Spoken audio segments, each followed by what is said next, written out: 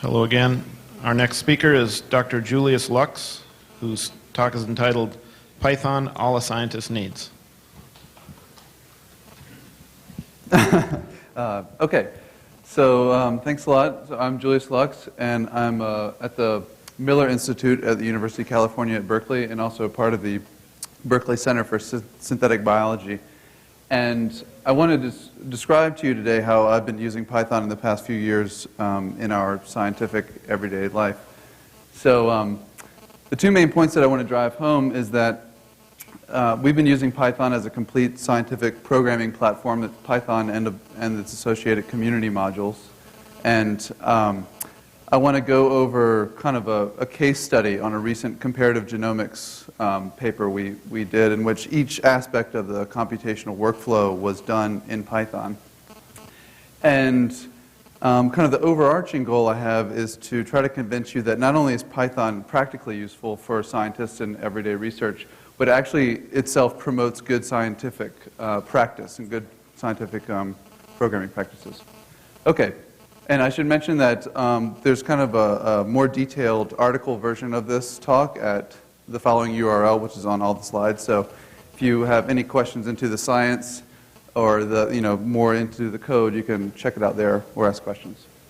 Okay, so the scientist's dilemma. What's in a typical scientific research question? So first you start off with a hypothesis. Everyone does, and this can be come up with a a thought experiment to try. You want to come up with an explanation of why something in nature is happening, or what's going on in nature.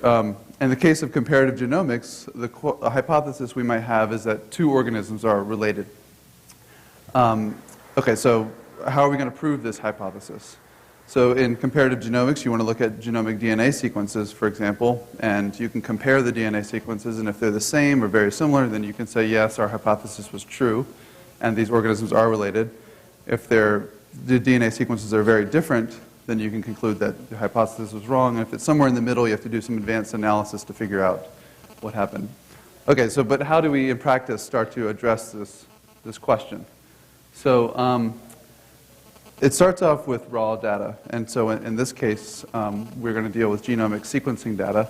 And this is a picture of a DNA sequencing machine.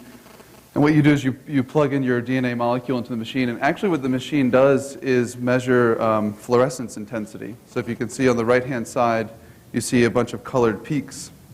And part of the sequencing reaction is you get a different colored peak for a different nucleotide. So just to review, DNA is composed of 4 nucleotides, A, T, C, and G. And each one of these has a different color coming out of the sequencing machine. So actually the real raw data is this peak data right here. And that has to be analyzed by some computer programs to get something that we can then deal with. So running along the line, you might see these 4 nucleotides, peaks, those peaks in that order. So after you do this, you get some files that contain a bunch of letters. And then you run into a data management issue. So DNA sequencers can't sequence a large organism all at once, has to do it in multiple reads. And so you might end up with hundreds or thousands of files containing short sequence reads for each organism. And you want to compare 2 organisms, so you have to keep those 2 sets of files separate, so you end up with a data management component of the analysis. And then you get to start to analyze the data. And typically what scientists do at this point is just plug it into a suite of different tools to do different analysis. So they might use MATLAB or Mathematica or Excel for data analysis. And then finally, you're starting to come to conclusions about whether your hypothesis is true or not, and you come up with some visual representation often to present your findings to others. Okay. The problem here is that there's a different tool for each step of this workflow. And for example, in everyday scientific research, scientists often use manually shuffle around files, from these to this application, and then process it in some form, and then make an output file, manually shuffle it over here. And to one of the hallmarks of good scientific research is that things are reproducible and hopefully error-free. And it's a very error-prone and non-reproducible process. So one of the things that we started looking at is ways to make this much more uniform, and eventually came across Python as a platform to do this. And so what I want to focus on today is how we use Python, particularly for these last three parts of a typical scientific workflow, from the data management, data analysis, and then finally presentation point of view. So, so now let's do a little bit of a biology lesson so we can all have context to the code that I'll go over. We were particularly interested in comparing viral DNA sequences. So, in particular, viruses that infect bacteria. And once more, you can see a lot more information from the paper version of this. But briefly, the viral life cycle, biological virus is very similar to the computer virus life cycle, and that you have an inanimate virus particle in this case that has a little piece of DNA, which is composed of the same nucleotides that we went over earlier, and a protein shell. And by itself, it does nothing. Just sits there and waits until it encounters a bacteria.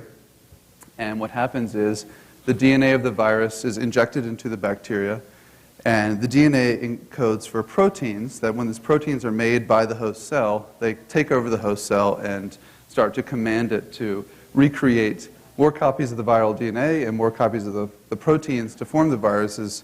The virus, you make around 100 viruses, the cell busts open and releases the viruses. So, and in much ways, a computer virus might replicate itself inside a computer. But the code that these viruses use are DNA code, and so the question is, how do you get from DNA sequences to proteins? You use something called the genetic code, and nature has chosen to encode, so DNA is 4 nucleotides, a linear string of 4 nucleotides. Proteins is a linear string of 20 amino acids. So somehow you have to encode 20 different things with only 4 different things, and nature has chosen groups of 3 called codons. And every 3 nucleotides encodes a different amino acid. But with 3 nucleotides and 4 bases, you have 64 possible codons, 20 amino acids, so you have a large degeneracy in the genetic code. So if, for example, I have a protein that is composed of these 4 amino acids, serine, proline, threonine, and alanine, I can spell this protein in many different ways because there's a few choices of codons for serine, few for proline, few for threonine, and few for alanine. So then the interesting question that arises is that in a natural viral genome, it's only using 1 spelling per protein. So why would it have chosen that 1 spelling? Why did evolution choose that 1 spelling versus all the possibilities? So this is the real question that we wanted to get into asking. And we did that by analyzing a lot of these DNA sequences. So what were the computational problems, the computational tasks to perform? Well, a few of them were to download, store, and parse all these genome files. So this is kind of the data management aspect. We didn't sequence these ourselves. These were already sequences were already available in a public database, but we had to pull the ones we wanted and manage all that. We had a big visualization component in this research in that we made up a way to visualize sequence properties easily. To make these comparisons that I'll go over a little bit more. So we had to create lots of plots, graphical plots with this data, and we also had to, like I said, we had to compare the observed genome to all the other possibilities. So we had to draw random genomes according to certain probability distributions. So we wanted to preserve certain qualities about the random genomes we were comparing to, and I'll go over that a little bit more. So for each of these 3. We use a kind of a different aspect of Python to do them. And I just want to go over the code, the actual code that we did in the modules that we use. So, the source for all of our genome sequences was this thing called GenBank, and you can go online. It's run by the U.S. government. It's a free, open repository for a bunch of DNA sequences, including human genome, things like that, but it also has lots of bacteriophage sequences, which are these viruses that infect bacteria. So it has a web interface, but if we're going to do this for hundreds of files, we don't want to manually click around and download these things. So we went. So if you clicked on one of those links, this is what you would see. This is kind of the raw GenBank format in which these records have information about the thing being sequenced up here. Down at the bottom of the record contains the raw DNA sequence, and in the middle you have a bunch of kind of complicated annotations. For example, this one, CDS, stands for coding sequence. So this is describing that a position 191 to 736 of this big DNA sequence down here encodes for a gene. This gene's called NU1, etc. So we wanted to be able to parse these files, extract these CDS regions, wrap it in a Python class that we could then work with easier instead of going to this file for everything. So we use the BioPython suite of tools to do this, and I'm just showing you one aspect of BioPython. It does a lot more than this, but it has a submodule called GenBank, which handles everything associated with GenBank. And I just write a little function called download, and this function takes as an argument a list of strings, and each string is an accession number for a genome. So accession number is what the unique ID in GenBank is called. GenBank module has a download many function, and what this function does is contacts GenBank API over the web, feeds it whatever parameters it needs to, and downloads a big hunk of text representing a file, sequence for every accession number that you input. And then I'm interested in splitting this up into multiple files. So I know that GenBank records are actually delimited by this / new line character. So all I did here was take this handle that I received after this call, split it by this character, and then I just run through it and save it in individual files. So the advantage here, and this is how I use it, I defined a file called genbank.py, and I just downloaded this one, which happens to be the DNA sequence of the well-studied lambda-phage virus. So this is really good for me as a scientist because I don't have to go online and do a bunch of clicks to get my files. But two, I don't have to know anything about the GenBank APIs. And they're a little bit unstable. They change here and there, and also GenBank formats change quite a bit, quite rapidly. Instead, I can just offload that whole task of managing all that stuff to the hundreds of BioPython volunteers to handle that. And from a scientific point of view, this is a really clean and easy, almost out-of-the-box solution to get all this stuff. Okay, so the second thing that we really wanted to do is visualize these sequences. And the reason why we wanted to do this is that we were interested in the distribution of nucleotides across these sequences.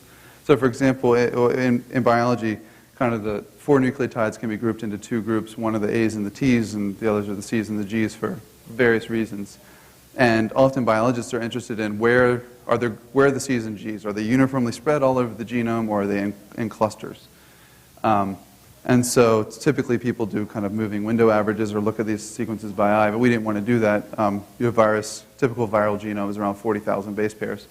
So we wanted a way to visualize, one chunk of sequence at once to see what's going on. So to do this, we use this thing called a genome landscape, where we take the DNA sequence, and since we're interested in C's and G's, we convert it into kind of a bit string where just run along the sequence, and every time you see an A or a T, you put a 0. Every time you see a C or a G, you put a 1. So we have this sequence, and I'm just calling this variable eta, this bit score. And then we cumulatively sum it. And in addition to this cumulative sum, we subtract the overall mean of this sequence of numbers from each individual value. And the reasons why we do that, I can go into more later if you have questions. But what it looks like is this. So the same, if you go online and download that one genome, do this procedure on it, you get something that looks like this. And the way that you interpret this plot is that an uphill slope means you have a higher than average GC content, and a downhill slope means you have a lower than average GC content. And so we were immediately able to see that we have a huge region of GC over here, and the genome is kind of segregated. So these things were really useful in our investigation. So the Python code to do this used the matplotlib module, which is part of the SciPy project. And I also used a couple of other things. This file input is part of the standard library. NumPy is also part of the SciPy project and provides kind of a numerical backend functionality, a lot of matrix algebra, things like that. So quite easily, I can create a plot function. It takes a file name, and this file is assumed to have just a column of zeros and ones. I use file input to just read in every file, every line, and this is kind of, first version of parsing that, just grabbing the first character, basically. NumPy contains a function, mean, to compute the mean. I use a list comprehension to subtract the mean for every number, and then NumPy also contains a cumulative sum function. And then all I have to do to plot it is just plot my list of numbers into the pylab.plot functionality, And I basically get the plot that you saw there. So it's really easy to just plug this right in. And the most important thing here at this stage is that we've done kind of two different things. We've done this parsing and data management of genome files, gone to the web and gotten them, and we've also plotted them in Python code. And since it's all in Python, we can now separate our scientific investigation into different modules that handle different tasks, and then kind of have a master script representing the workflow, which is really important because before, if you had a lot of hand shuffling of data files to different programs and stuff, the only way that you're going to really record your steps is by writing in a lab notebook or writing some sort of instructions for someone to follow later. But instead now our instructions are executable code, so I can just give this to my collaborator. Okay, thanks. I'll give this to my collaborator, and they can run it themselves and see what see if they can verify or reproduce the results, which is great for the whole error-free and reproducibility of the science.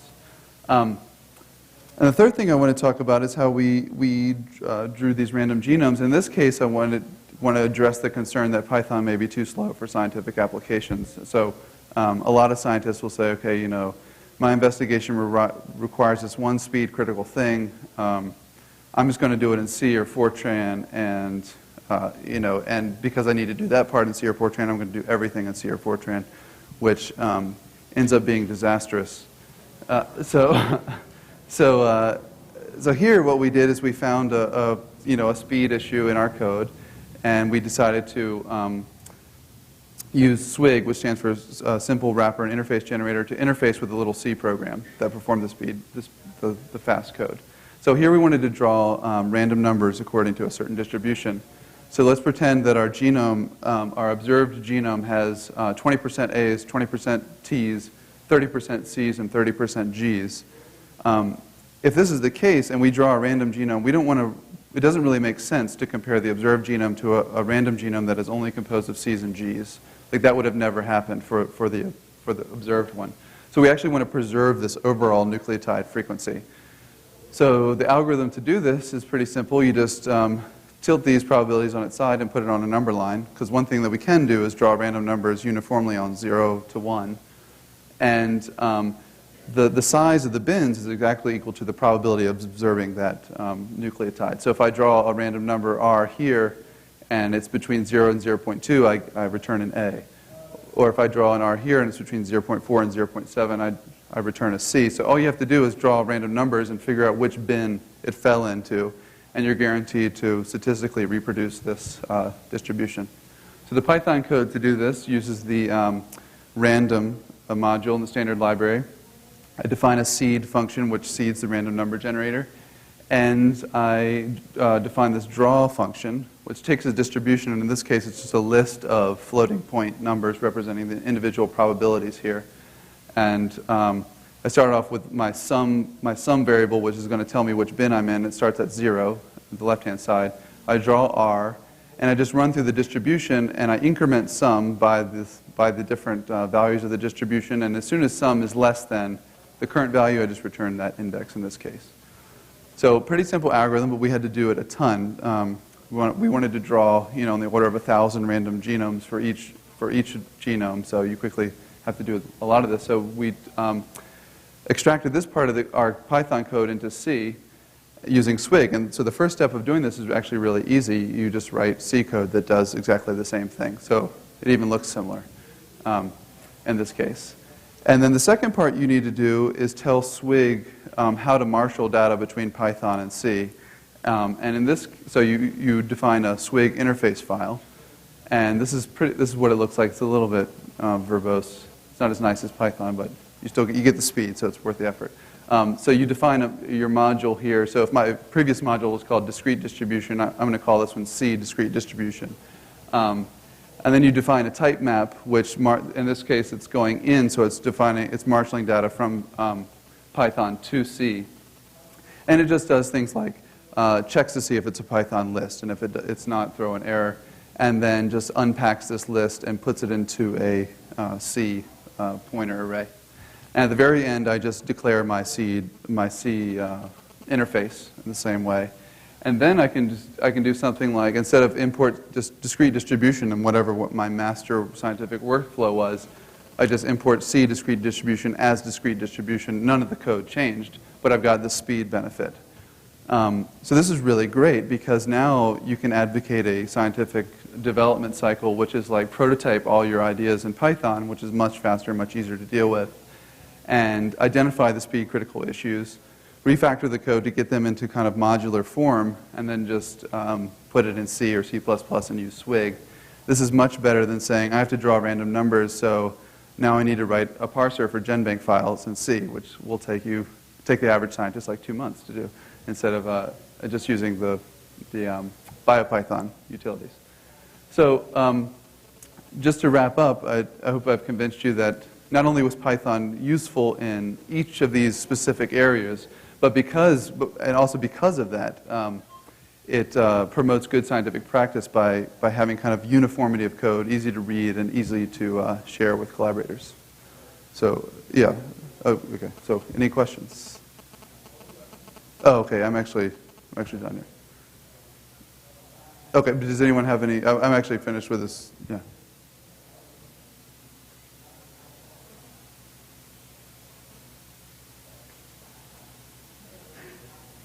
Yeah.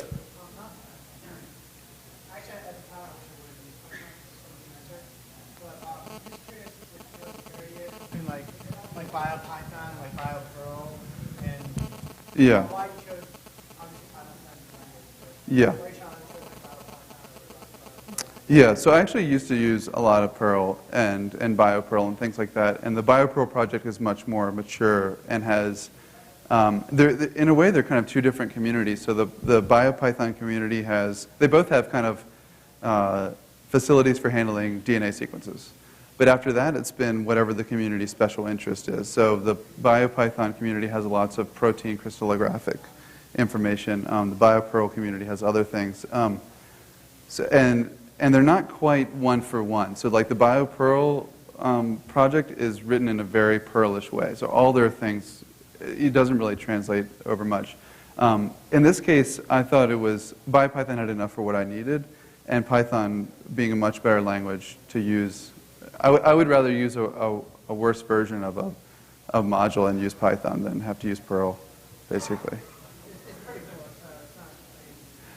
Yeah, I mean, BioPerl is much bigger, actually. It has lots of additional features that BioPython doesn't have at this point. And the community is much, much bigger. So for some reason, like, Perl has just infiltrated the whole bioinformatics crowd, and that's pretty much all they use. So they get a lot of support from that. But hopefully, Python can change that. Any other questions? Yeah, so, I mean, most of my projects don't require heavy numerical computations, but I do everything in NumPy myself. I know friends that use, like, GNU Scientific Library and stuff like that to do computations in. For using R? Yeah, a little bit, yeah. I've done that a little bit. Another component of this, we had to do a lot of statistical tests, like ANOVAs and things like that, and R has built-in methods to do all that. So, yeah. In that case. Yeah, in that case, yeah. Yep. Would you look into other means of accelerating Python before going to C? I think ICO or the library Python. Yeah, actually, I didn't do a full comprehensive thing, and that's something I'm really interested in doing and trying to figure that out. Another reason why it's natural to use C is for some reason almost all the scientists or like physicists, for example, get trained in C. So most people know C, and that's a good starting point for them, which is why I went through this example. Yep.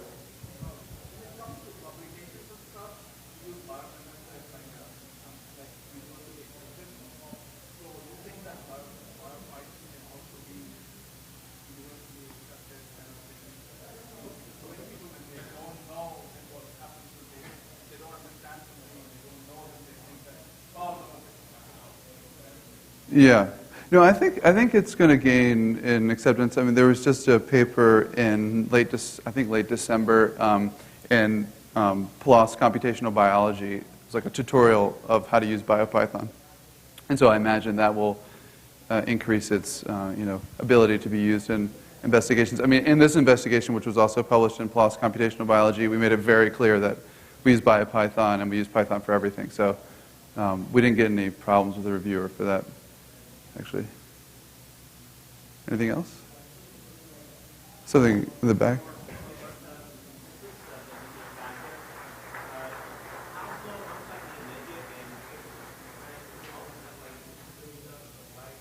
So what was the speed increase, basically? So in our case, I'm just going to say right now, I don't write the best code anyway, so my code was just slow in general. But I probably got at least a factor of 10 by putting things into C for this and other things in the project, which made a big difference when we were doing this over hundreds of genomes. It saved us, a week of computation time, something like that. It was worth the effort. Thanks.